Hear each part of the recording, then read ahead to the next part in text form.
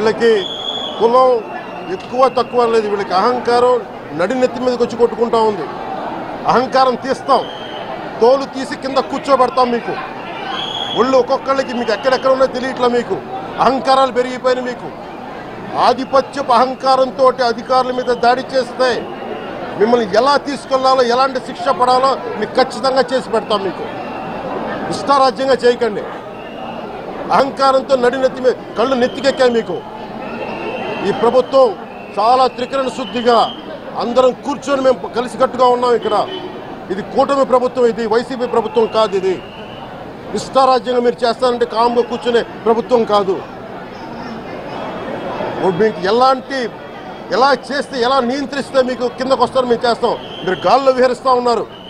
11 సీట్లు వచ్చి ఇంకా గాల్లో విహరిస్తున్నారు. మొత్తం మీకు ఎలా కిందకి దించాలో మాకు బాగా తెలుసు, చేసి చూపిస్తాం.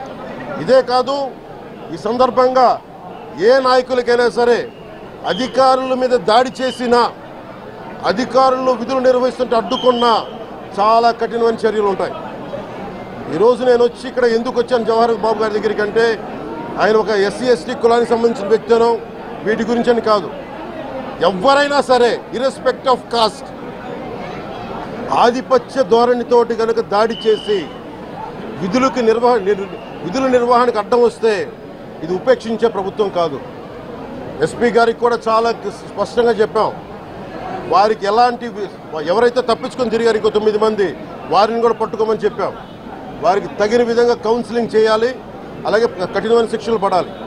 మీరు లాయర్లు అయి ఉండొచ్చు గతంలో, మీ చట్టాలు కానీ మీ గతంలో మీ అధికారాలు కానీ ఏవి మిమ్మల్ని రక్షించలేదు, మీరు గుర్తుపెట్టుకోండి. అలాగే ఈ విషయంలో ప్రజలకు కూడా చెప్తా ఉన్నాను, యువతకు కూడా చెప్తున్నాను, ప్రత్యేకించి రాయలసీమ యువతకు కూడా చెప్తున్నాను, మహిళలకు కూడా చెప్తున్నాను, మీరు దయచేసి భయపడకండి. ఈరోజు జవహర్ బాబు గారి భార్య భయపడతా ఉన్నారు.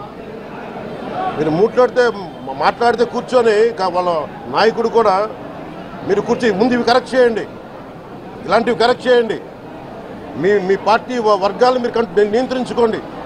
11 సీట్లు వచ్చినా ఇంకా మీరు దాడులు చేస్తూ ఉంటే మటుకు ఉపేక్షించే ప్రభుత్వం కాదు ఇది.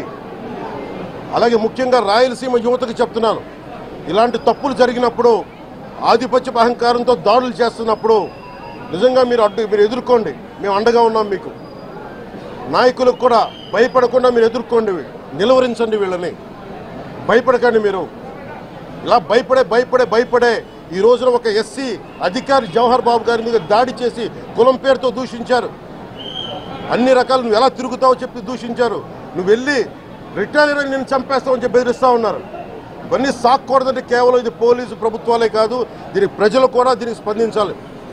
ఓట్లేసి మన పని అయిపోయిందంటే కదా, ఇలాంటి వాటికి మీరు బయటకు వచ్చి మాట్లాడాలి.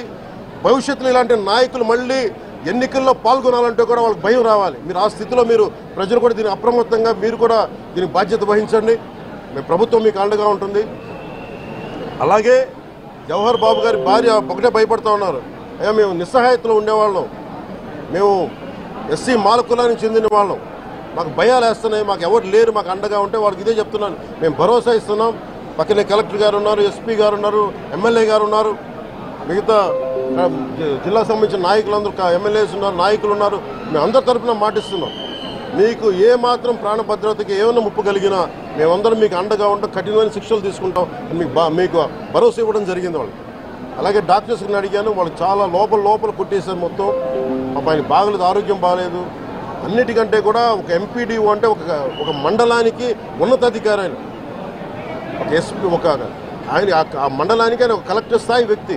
అలాంటి వ్యక్తిని కూర్చొని దుర్భాషలాడుతూ, బూతులు తిడుతూ, కులం పేరు మీద దూషిస్తూ ఇది కూర్చోబెట్టి ఇది ఒక పరిపాటి అయిపోయింది.